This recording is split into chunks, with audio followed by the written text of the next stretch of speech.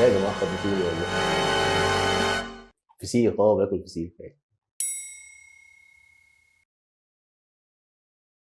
انا اصلا بعشق الفسيخ ده على فكره يا جماعه. الفسيخ ده ليه قصه جامده جدا مع التجميل. ثواني بس اكل النومه دي. فظيعه فظيعه. على فكره يا جماعه السم اصلا اللي بيطلع، يعني احنا لو اتسممنا لا قدر الله من الفسيخ ده، السم بتاعه البكتيريا اللي بتطلع منه حاجه اسمها بترينيوم توكسين. هي دي بقى اللي بنعمل منها البوتوكس. تخيلوا انتوا بقى بتحقنوا في وشكم بوتوكس طالع من التسمم اللي بيطلع من الفسيخ.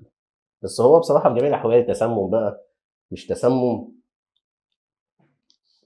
جامد جدا. مفيش احسن من الفسيخ. والبوتوكس ده طبعا من افضل، يعني من اكبر الصيحات اللي موجوده في العالم. فعشان كده لازم تعرفوا فضل الفسيخ عليكم عامل ازاي. حتى في التسمم بتاعه بيعمل لكم تجميل. يلا.